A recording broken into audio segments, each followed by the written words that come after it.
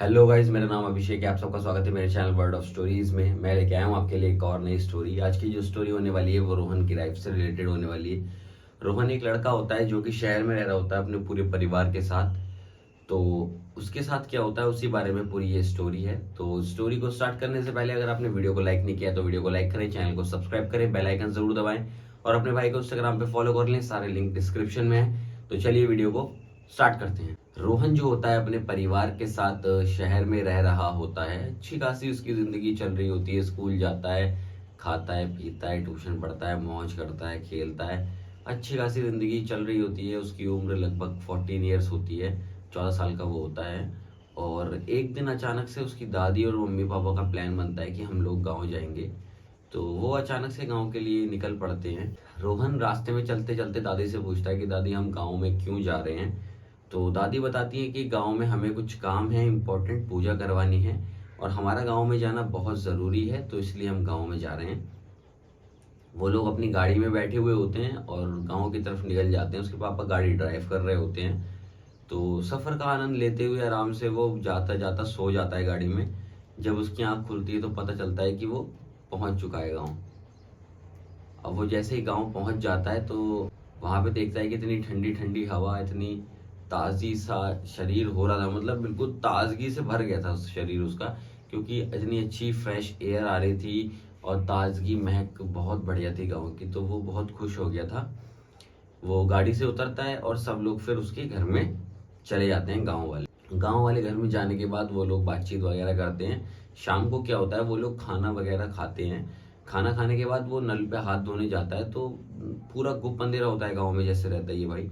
हर किसी के घर के बाद एक छोटी सी लाइट जल रही थी बस, बाकी पूरे गांव में अंधेरा ही अंधेरा था।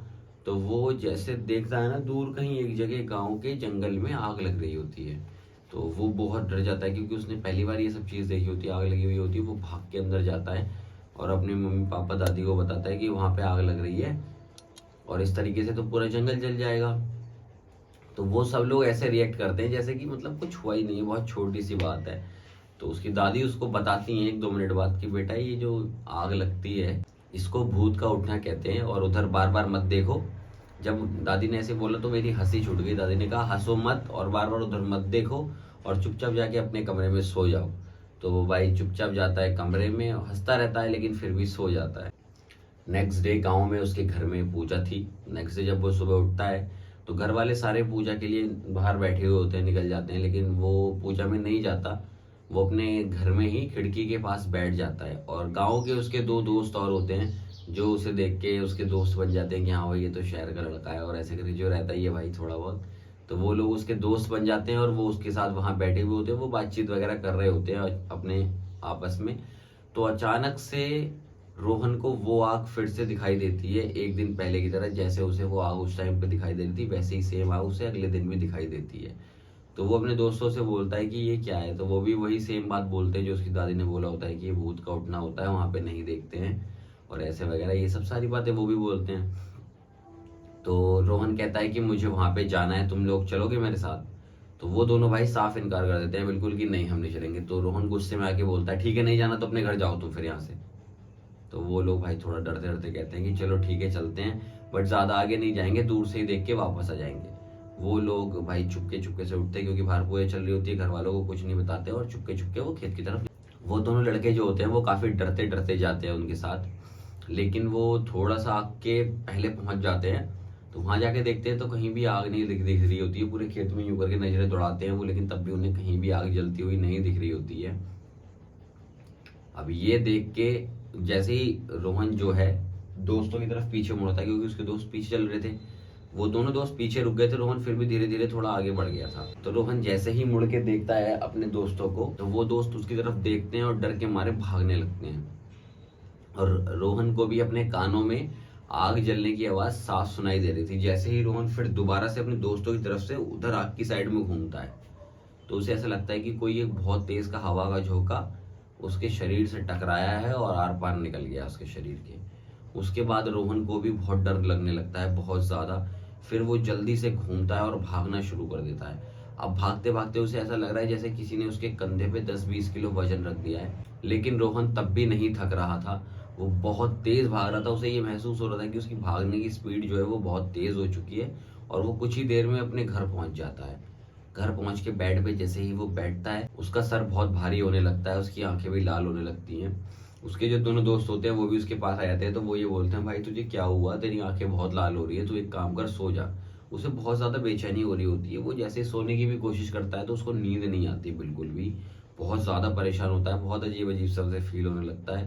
तभी थोड़ी बहुत देर में उसकी दादी जो है वो घर पे आ जाती है। दादी सिर्फ उसकी शक्ल देखती हैं और शक्ल देखते ही उससे बोलती हैं कि तू कहाँ गया था, मना किया था ना तुझसे जंगल की तरफ जाने के लिए, तो तू क्यों गया। फिर उसकी दादी ने वो पूजा से थोड़ी राख भभूति उठाई और उसके माथे पे लगा दी और कुछ मंत्र वगैरह पढ़े उन्होंने, और वो जो बची हुई राख थी उसको ऐसे हाथ में लेके बाहर गेट के फूंक मार दिया, गेट के बाहर कर दी वो। तो उसके बाद से फिर उसे थोड़ा बेटर फील होने लगा था। फिर उसकी दादी ने उसे बताया था कि ऐसे खेत वगैरह या जंगल में जाने से जो वहाँ की भूत प्रेत साए होते हैं वो घर आ जाते हैं, और अगर मैं टाइम पे नहीं घर वापस आती तो वो घर में वास कर लेते हैं और फिर उन्हें घर से निकालना बहुत ज़्यादा मुश्किल हो जाता है। तो आगे से ध्यान रखना, कभी भी ऐसे जंगल वगैरह में मत जाना बिना पूछे। समझ आई? तो उस दिन वो बात रोहन को बहुत अच्छे से समझ में आई और वो बात कभी भी उसने फिर रिपीट नहीं की और वो हंसी खुशी आराम से अपना रहता रहा। तो यही थी एक छोटी सी कहानी रोहन के बारे में। अगर आप भी अपनी कोई कहानी शेयर करना चाहते हैं तो मेरी ईमेल आईडी अभी 97singh@gmail.com पे शेयर कर सकते हैं, या फिर आप मेरे इंस्टाग्राम हैंडल्स पे कनेक्ट कर सकते हैं। दोनों नीचे लिंक डिस्क्रिप्शन में है, चाहे तो मैं यहाँ पे भी डाल दूंगा। तो कनेक्ट करके मुझे आप अपनी कहानी बता सकते हैं। अगर आप अपनी कहानी मुझे बताते हैं और मुझे आपकी कहानी पसंद आती है तो 100 रुपीज़ का आपको एक मैं पेटीएम रिवॉर्ड दूंगा भाई। तो आप ट्राई कर सकते हैं, कोई इशू नहीं है, अपनी मुझे कहानी बता सकते हैं। और अगर आप मेरी लाइफ से रिलेटेड कुछ देखना चाहते हैं तो आप मेरे मेन चैनल को सब्सक्राइब कर सकते हैं, जिसका नाम है अभिषेक सिंह। उसका लिंक भी डिस्क्रिप्शन में है, तो जाओ जाके पहले वीडियो देखो। अगर वीडियो अच्छी लगती है तो चैनल को सब्सक्राइब जरूर करना। बहुत अच्छे अच्छे शॉर्ट्स वगैरह और लॉन्ग फॉर्म वीडियोस भी मैं वहाँ पे डालता रहता हूँ, तो जाके जरूर चेक करना। और अगर ये वीडियो आपको अच्छी लगी है तो वीडियो को लाइक करना, चैनल को सब्सक्राइब करना, बेल आइकन जरूर दबाना। अपने भाई को इंस्टाग्राम पे फॉलो कर लो यार, लिंक डिस्क्रिप्शन में है। मैं मिलता हूँ आपसे इससे नेक्स्ट वीडियो में, तब तक के लिए हंसते रहें, खुश रहें, मस्त रहें और अपने भाई की वीडियो देखते रहें। Bye bye.